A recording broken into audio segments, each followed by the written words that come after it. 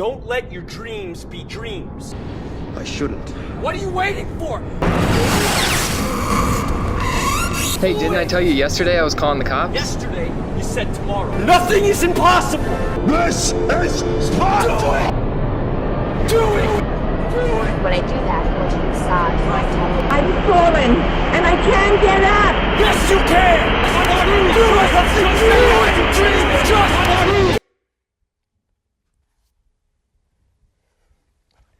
If you're tired of starting over, stop giving up.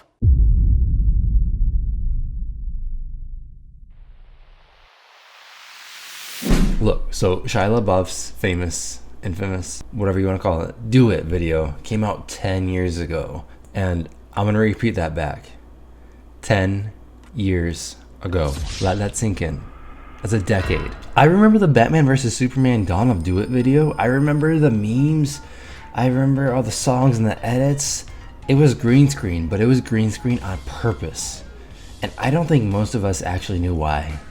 Not at least at the time. I think a lot of us thought Shia Labeouf was kind of just a nut job, admittedly. We thought it was weird, crazy, just dumb in general, but with good intent. Look at these comments though. Look at these comments.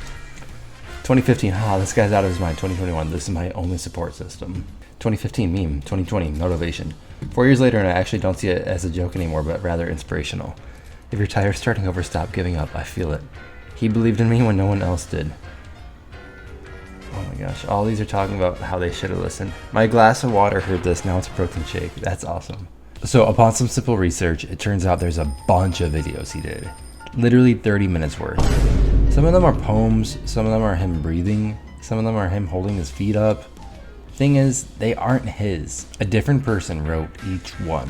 The whole video is technically titled Introductions, posted by Luke Turner on Vimeo, and essentially it's literally just a fine arts product made by students. I'm gonna link the actual page and video down below, but here's the description for it, verbatim. Also, this is like super tedious to read for me. I don't know why. The artists invited, The artists invited Central St. Martin's BA Fine Art students to submit texts of up to 100 words to introduce their degree show work. These texts were then performed by Labeouf in front of a green screen, before the footage was returned to the students and simultaneously released to the public under a Creative Commons license. So, like I said, these technically aren't his. And the green screen was intentional. Some students made it so they were talking side by side with Shia. Some people also had their feet up. Some were just putting him in random public places. The green screen was intentional, and the Creative Commons license allowed everyone to use it, which honestly is genius. It didn't just go to the students, it went to the internet. You're gonna wake up and work hard at it. Do it! Just do it! That's Like, you're asking for trouble with that. Truly. Without getting too sidetracked, the people behind this video also worked with Shia on the whole I Am Not Famous Anymore red carpet appearance with other public appearances associated to that. They worked on this. They also worked on a 3-day live stream where Shia watched and reacted to all the movies he has appeared in.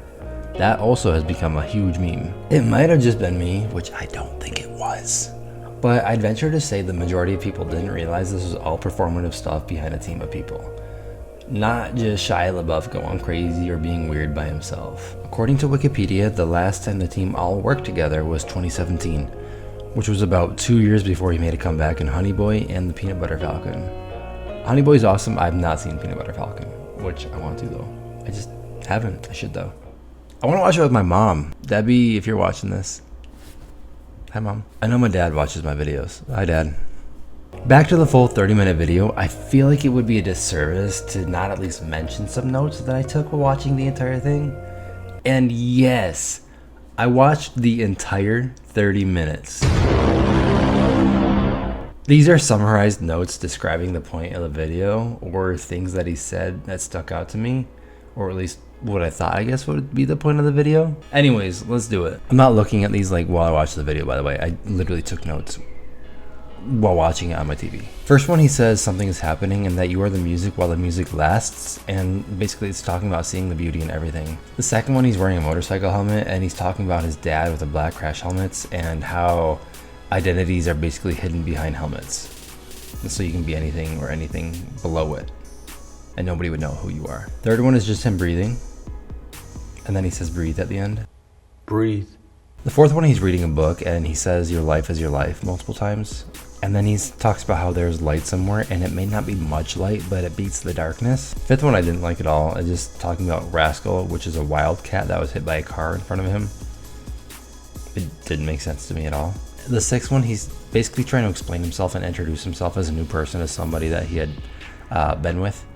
He keeps saying, she can't love you like I do. And it's talking about getting back together with someone. Let's give it one more try. Let's get back in the groove. The seventh one is him talking about his dad being a producer of a trans group and how that basically that's like being part of a metamorphosis of a human being, ever evolving, and essentially it ends with him saying his world is a painting. The eighth one is just him saying red, green, blue the entire time. Ninth one is basically him pretending to be a advertisement commercial, and it's just talking about a katana samurai sword. It's like an ad, and how he talks about how it's an eye catcher at parties.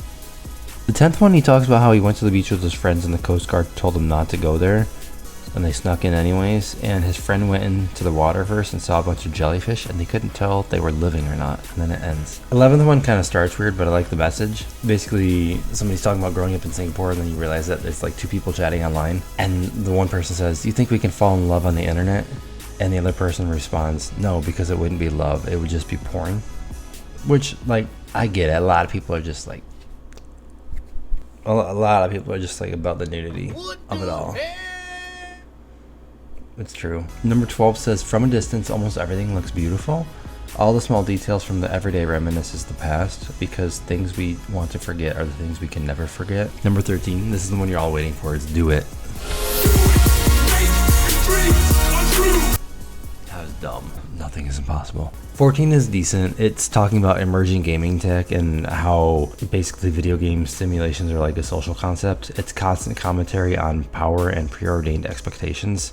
There's a lot of sensory data that basically will just train you to react. It's like an action-reaction type of thing. 15 is about being surrounded by forms, reactions. Like if somebody reacts with their body posture, you're going to react the same way. Distinctions melt away and everything has resemblance, symmetry, and patterns. 16 is basically just having someone monitoring a system for themselves. Kind of sounds like they're in a hospital. I don't know. Number 17 is about two lines that parallel each other and then they go other ways. They're double-sided basically. One of them follows the sun, one of them follows the moon, in terms of the moon rising and the sun fading. And there's different sides of the same thing. Dude, my feet smell. That's funny. I just said my feet smell, and the 18th one has his feet up, and he's kind of like working out underneath. You can't really see. You just see his feet, and he's like straining himself. And he's talking about ebbing and flowing, and tension and resisting, and each muscle is under control, and basically limitations dissolve into the blur. And he is weakened by a quivering joist. 19 describes verbs that are words to describe ways of moving, and it talks about how each movement has micro movements, but you're actually unable to fully describe it. Like your muscle memory recognizes it, but you could never fully put it into words. 20 is weird. He's just brushing his teeth while he's looking at a woman, and the woman kind of looks back at him, and then he just keeps brushing his teeth, and he starts gagging, but he can't stop looking at the woman. And it's gross. It's dumb. I don't want to say it's dumb, but it's dumb. 21, all I wrote was artists and painters and creators. You want to watch, enjoy, but you should be one. 22, he's grabbing his chest. He's fearing the absolute, predetermined imprisonment. He can't embrace it. He's like freaking out. This one, he's really emotional for him. He's yelling at being a plaything. He's feeling helpless, and he's feeling basically like an anti-god. And he says, I'm tormented by the inescapable rewinding collapse. 23, he's talking about how man is under surveillance and like a man has to disappear and become translucent. 24, he says he's feeling genuinely upset and there's a confrontation and his needs fill for no other. And basically art hits him and whatever he points at is big to him. So anything that he's looking at, pointing at is important to him and big and massive and taking over his life. 25, I just wrote snap leg. I have no idea. I'm not gonna try to find that one again. Snap leg. Snap leg. Snap leg.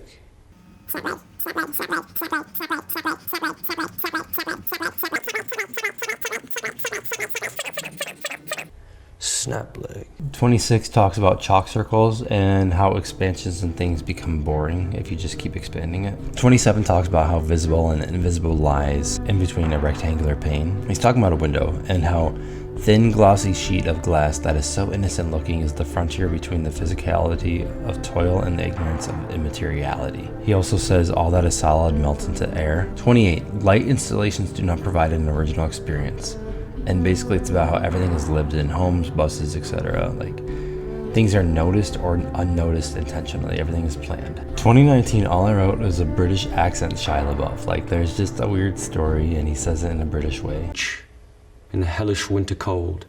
Number 30, he's just singing Willy Wonka's Imagination song, basically. He's just saying it. He's not singing, he's just saying it. 31, I wrote, who's pretending to be you? 32, I basically just wrote what the subtitle said. Work acts as both a social and institutional critique. And it talks about trade and exchange and how that's commoditized, and conversation is a vital component of it, especially in the flow of disruption of how culture manifests. 33 talks about fact versus fiction. Surveillance can be scripted. The stage is a representation of real life space whereby every property is identical in dimensions. So like, the government can say anything is fact or anything is fiction, or any book could, or anything like that. 34 is just random numbers he's reading off. 7,910,000. 108,200,000.